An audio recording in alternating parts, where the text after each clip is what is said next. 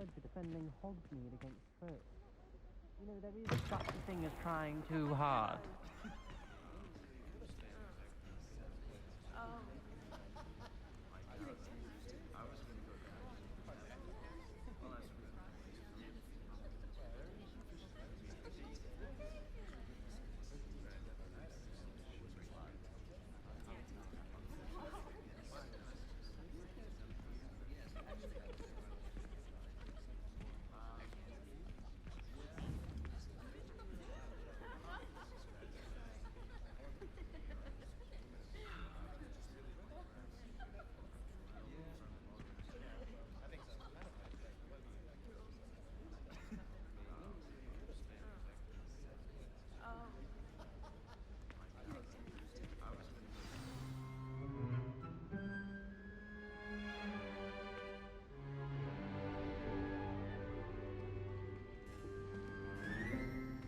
In today's lesson, we will cover a truly thrilling event. The Goblin Rebellion of 1752 and all its triumphant tragedy. But more specifically, we will address the devastating effect it had on the wizard milling industry. Throughout the many goblin battles, countless wizard cloaks were lost. Actually, we do know the number. 632. But history occurs outside the classroom, and look, it's time for my constitutional. One can practically osmose the history flowing through Hogwarts. I think the professor wants us to follow him. And now for a stroll to the bell tower entrance hall. Along with the rest of the castle, it was completed in the early Middle Ages. The hall and the bell towers that loom above it contain myriad interesting artifacts.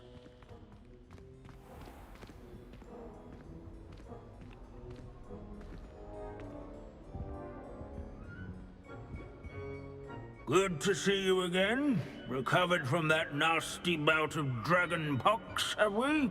That wasn't me, Professor. I'm new here. Are you? Well then, welcome. No doubt you're eagerly anticipating my analysis of various wizarding councils, codes, statutes, and of course, goblin rebellions. Not all goblins are rebellious. Some venture into wizarding politics, such as Eargit the Ugly. Some are talented artisans, such as Bragbor the Boastful. Did you say Bragbor? I know that name. Lodgok said he was an ancestor of Ranrock. Well known for his metalwork. I would imagine much of his goblin-wrought iron and silver has survived to this very day. Where were we? Oh yes. Back to our class topic for today. Grimbold Weft. Another notable historical figure. He's right nearby. Curious students can find him on display here in the Revelio.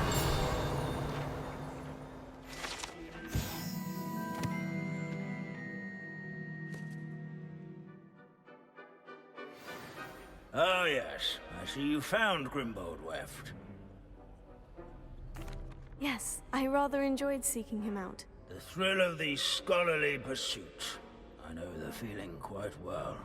Now, let's turn our attention to the agreeability and general good nature of Sir Afbuttle. He's also nearby. See what you can learn from him for your next assignment. Standing in eternal but symbolic watch over the bell tower is a retinue of loyal knights, or rather, statues of knights, I should clarify. Where can I find that friendly knight you mentioned earlier? Oh yes, Sir Afbuttle, or rather the statue of Sir Afpuddle. It can be found amongst the other statues of knights. It's easy to identify, as it's been enchanted to wave at those who take the time to seek it out. His warm and approachable demeanor was celebrated this is by a centuries-old friends likeness of Pangadon. alike. Fearless mouse hunter and devoted study. Revelio. People do as love their pets. I find that comforting.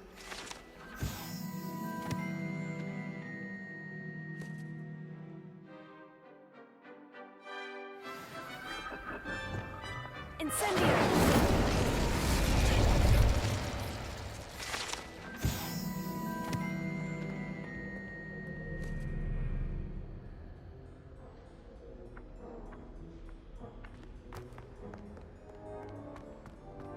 As one would expect. Professor Binns, I found the statue of Sir Afpuddle. Ah, well done.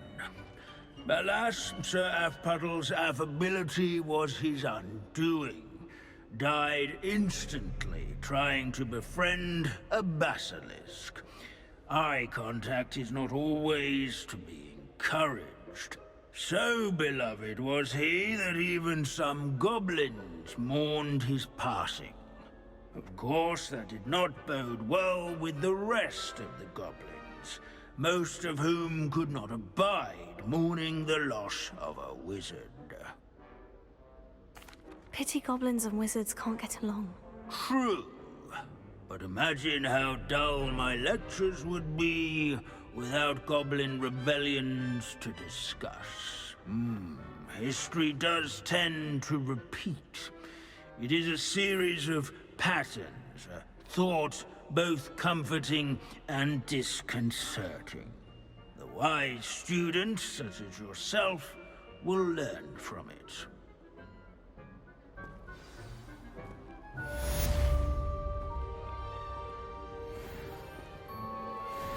History is written by...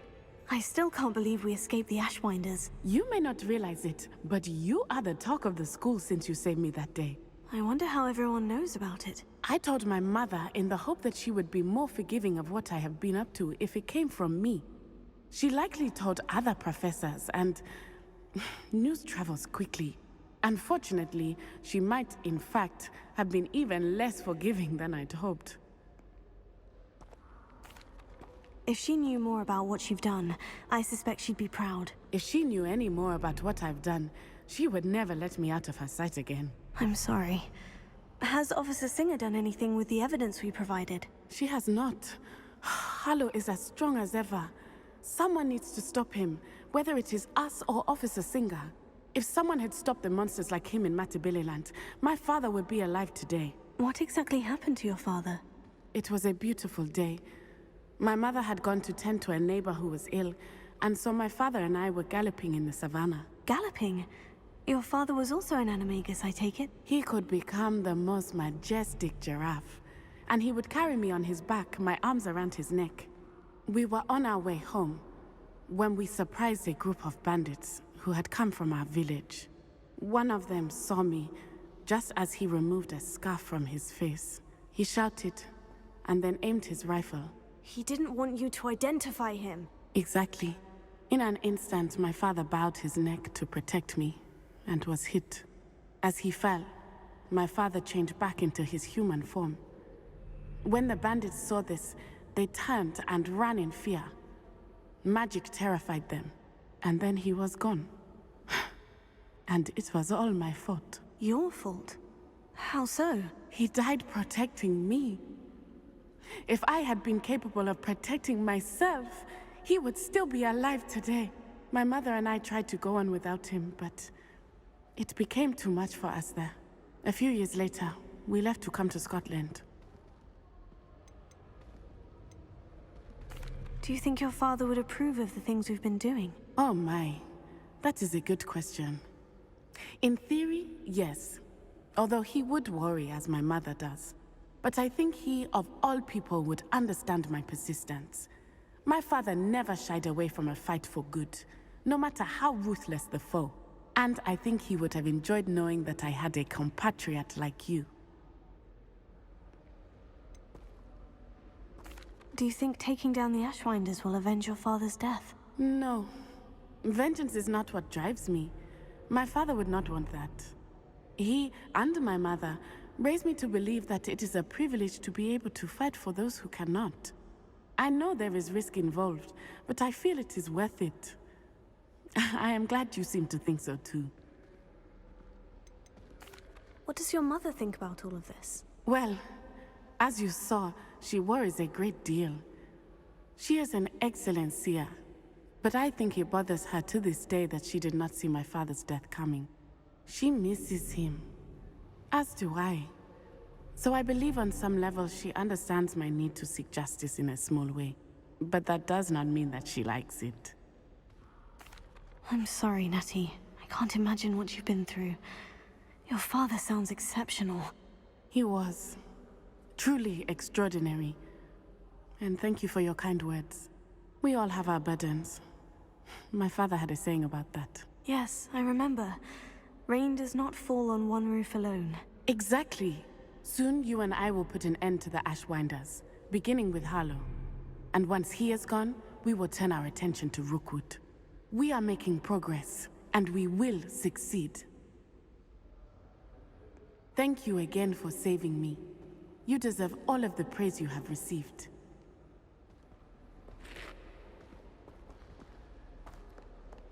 Sir Skagglethorpe the Heedless once challenged a mountain troll to a game of musical chairs. Care to guess who won?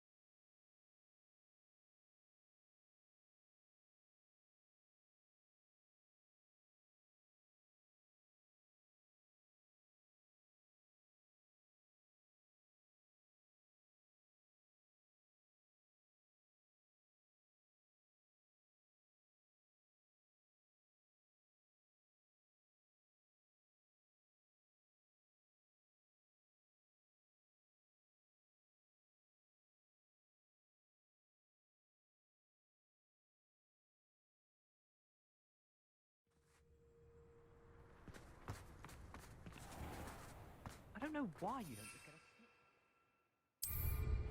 I can transfigure one.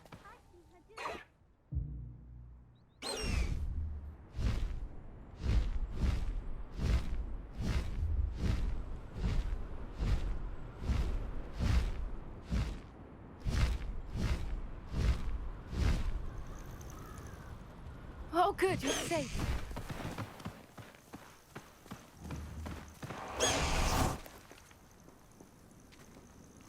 At least we're out of the classroom.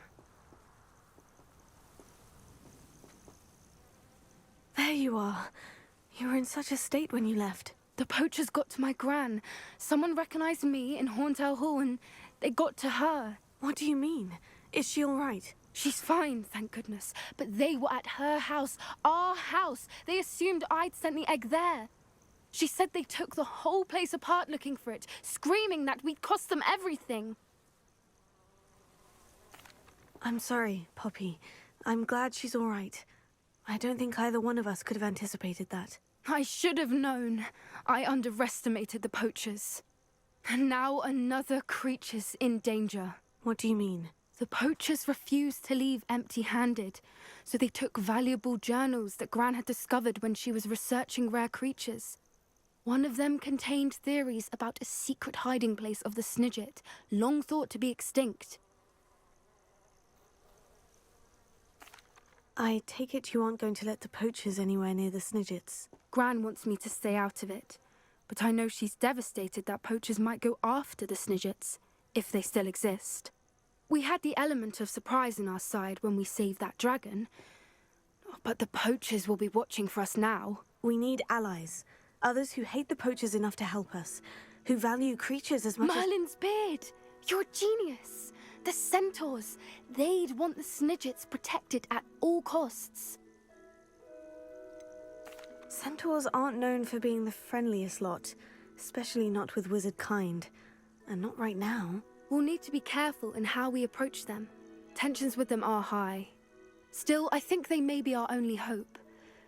Let me think on it. I'll let you know as soon as I have a plan.